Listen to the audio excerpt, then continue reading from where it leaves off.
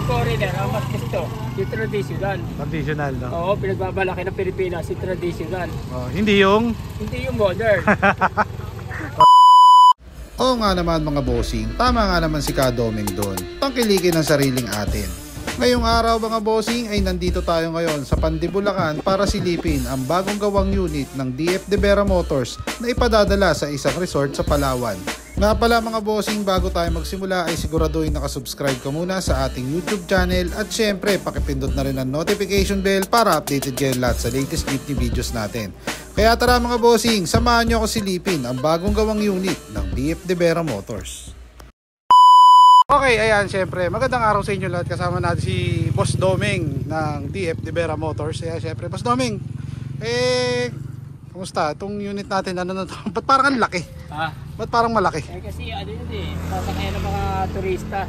Mga foreigner, masasakay.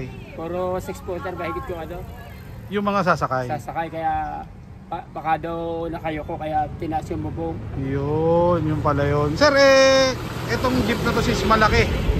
Ano ang makina na ginamit natin? 6BG1. 6BG1.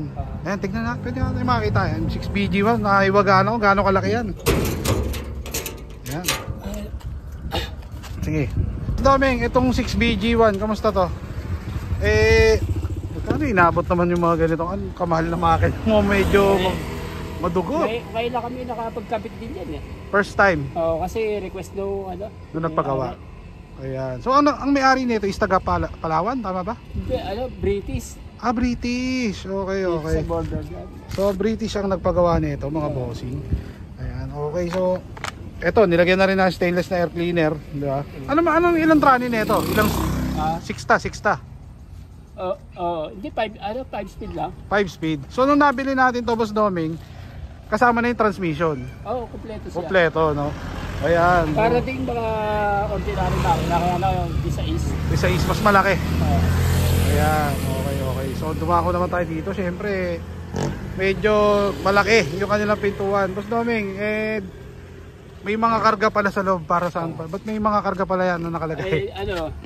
Gagamitin sa sa resort nila. Sa Cortina yata yan. So parang isasabay na papunta ron. So ang may-ari nito sir is British na may-ari ng resort sa Palawan. Yun, okay. So dito tayo sa loob mga boss. Check natin yung kanilang interior. So ito ang interior niya. So sir, di naman kayo nahirapan sa pagkakasa? Hindi kasi parang ordinary lang din naman. Ordinary jeep lang din, no? Na iba lang yung size. yung sukat lang na dagdag. Ayan. So kumbaga all goods na all goods. So, syempre meron din headboard. Sila may request yan. Okay. Sila nagbigay ng sukat. Okay. So sila na palang, kumbaga sila lahat ang nagbigay ng sukat. Ayan. Okay. Ilang seater lahat pala to? Bali 15, 32 lahat. 32. Kasama driver? 33. Ayan. So Boss Doming, ito kasali na sa pinagpagawa. Basta bonus yan. Ayan. Magkano naman ang inabot? Magkano naman inabot ang isang unit? Mura lang. May estimated 900 to 1M mga ganon.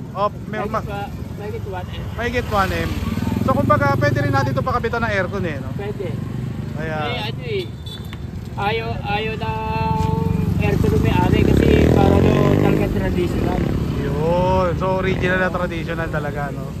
Ayan. Kumbaga, kasi dapat yan kung baka modern na, kung aircon. yun. Talaga ayaw nila Ayan. Yung foreigner, ang mas gusto, yung traditional. Traditional, no? Oo, pinagbabalaki ng Pilipinas, yung traditional. Hindi yung modern. Correct. Tama ka dyan, Boss Doming. Ayan. So, yung mga pangilalim na ginamit natin dito, anong molye? Ano? Ang molye nito, puso, kasi medyo mabigat Puso. Tapos double tire. Naka-double tire siya. Double tire. So, check natin yung... Ayun nga, no?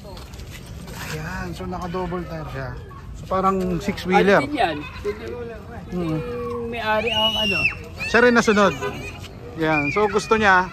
Yan, basta sila nag-design yun Yun. Kaya kahit kalabasan dito, sila may design. Sa mga sticker, sila na rin. Sila na. So talagang isipin mo, dayuhan tapos gusto. Yan ang gusto. Ayan. Kumbaga, gusto nila talaga yung Pilipino dating. kumbaga mas maigi pa nga yung mga dayuhan na appreciate nila kaysa dito sa atin na gustong alisin, di ba? Ayan. Yan nga, British Ang tinakilik traditional jeep. Oo, totoo. Tapos dito sa atin gustong alisin, no? Oo, kaya iyak dyan si ito si Obet Martin. Obet Martin, dali mo na sa yung mga jeep nyo. Hindi pala pang turista yan. Wala, pang ano lang. Dali mo na doon sa dagat. Dito Hindi. sa amin, lumulubog lang din. Dali mo na yan. Sa akin yung sa akin sa'yo dagat, sa akin dadali ko sa timbangan yun Hindi tatanggihan ng timbangan yun Ayan, so mabalik tayo rito. Sir, yung upholstery kasama na. Oo, kasama lang siya. Ayan, okay. So, gaano katagal naman natin kinanato? Nako, nakaka-stress. 3.5 months, dalawa. Wow! 3.5 months, dalawang unit. So actually meron pa isa dito.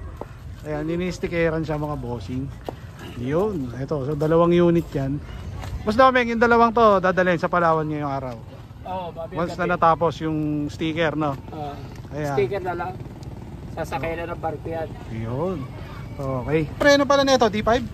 Oh, D7. Ah, D7 na. D7 daw. Ayan. Hindi, syempre bago na rin yung mga gulong na ginamit natin. No? Puro MRF yan. MRF na, no? Ayan. Meng, sa mga gusto magpagawa, sino pwede natin kontakin? Ako mismo, meron naman ako, FB FB page? Okay. Yung DFD Vera Motors. Okay, and then... Saka, madali lang puntaan to. Dito lang sa may Amana Resort.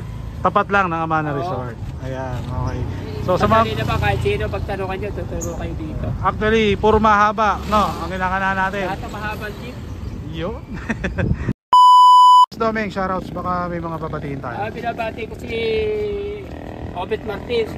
Di ba Obet Martin, umakina namin, kabayo lang. Ang jeep namin, kabayo lang mihila. Oh. Sa kanila, tow truck no? Yung sa kanila, hila ng traditional jeep. Inihila din no? Okay, sino pa? Mga meron pa. Binabati ko yung 7 gago. Yung palang Magnificent 7. Yung sabahan na Obet Martin. Binati mo rin. Oo, sana mamatay na kayo.